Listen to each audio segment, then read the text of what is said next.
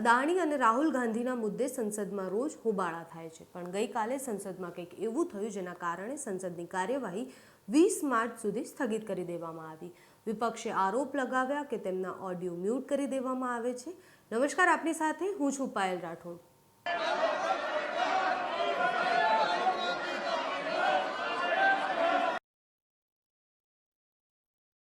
To order, committee.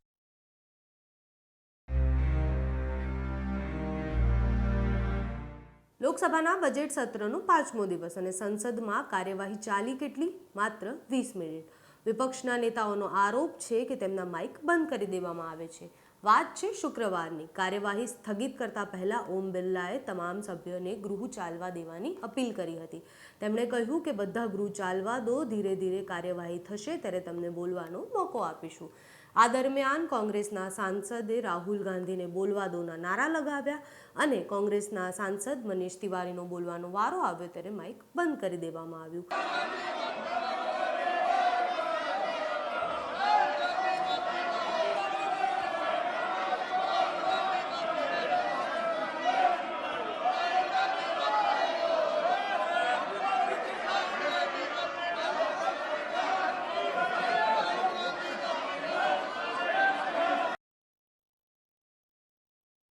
To order, committee.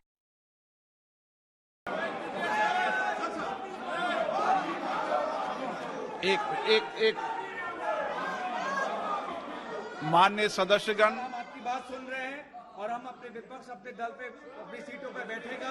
आप कृपया राहुल जी को माननीय सदस्यगण, मैं आपसे आग्रह करता हूं कि सदन को चलने दें। आपको नारेबाजी करने नहीं भेजा सदन में, देश की जनता देख रही है, इसलिए मेरा आपसे आग्रह है सदन को चलने दें। हाउस ऑर्डर में आएगा, मैं सबको बोलने का मौका दूंगा। हाउस ऑर्डर में आएगा, सबको बोलने का मौका दूंगा, लेकिन इस तरीके से बिना हाउस ऑर्डर के आप खड़े रहेंगे, बोलने का मौका नहीं देंगे। हाउस ऑर्डर में आएंगे, सबको बोलेगा। नहीं, सदन नहीं चलाना चाहते आप। हाउस ऑर्डर में आएगा, माननीय सदस्य सबको मौका देंगे, लेकिन हाउस ऑर्डर में आना चाहिए। आप नहीं चलाना चाहते।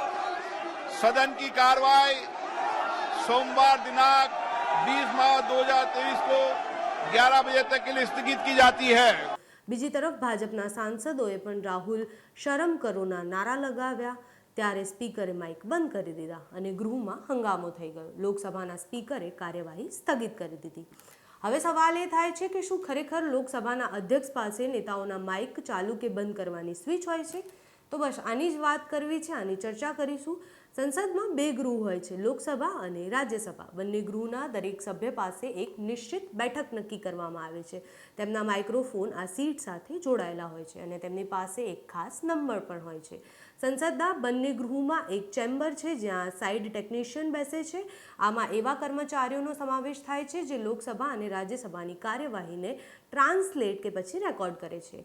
બંને ગૃહમાં એક ખાસ ચેમ્બર હોય છે જે નીચલા ગૃહના કિસ્સામાં લોકસભા સચિવાલયના કર્મચારીઓ અને ઉપલા ગૃહના કિસ્સામાં રાજ્યસભાના સચિવાલયના સ્ટાફ દ્વારા સંચાલિત કરવામાં આવે છે। આ ચેમ્બરમાં ઇલેક્ટ્રોનિક બોર્ડ લગાવવામાં આવ્યું છે। તે બોર્ડ પર તમામ ગૃહના સભ્યોના સીટ નંબર લખેલા હોય છે જેની સાથે માઇક્રોફોન જોડાયેલા હોય છે।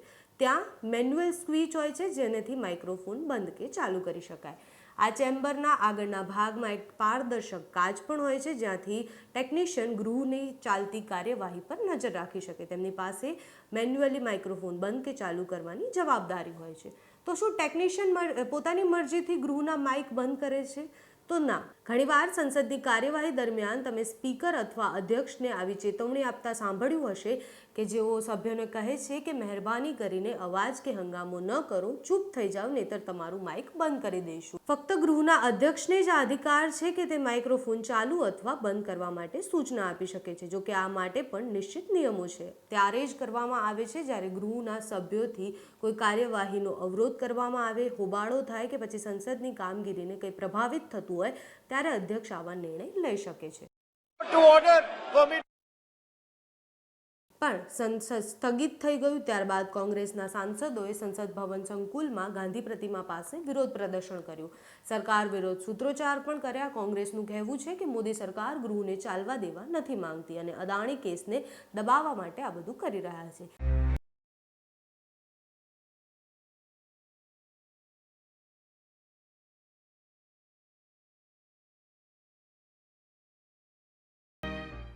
જ્યારે ભાજપ ગૃહમાં રાહુલ ગાંધીની માફીની માંગ કરી રહ્યા છે અને નેતાઓ પણ એવું કહી રહ્યા છે કે રાहुल ગાંધીએ माफी मांगवी જોઈએ. कोई ऐसा उदाहरण नहीं है जब भारत के किसी मुख्य विपक्षी दल के नेता ने जाकर विदेश में दूसरे देशों से प्रतिक्रिया मांगने की बात कही हो और उन्हें लोकतंत्र का रखवाला कहा हो.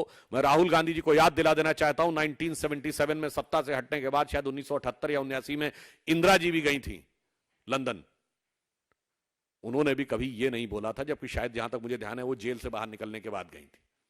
मगर अफसोस कि उन्होंने भारत की इस लोकतांत्रिक परंपरा के साथ और पूरे भारत का जो अपमान किया, इसके लिए उनको बिना शर्त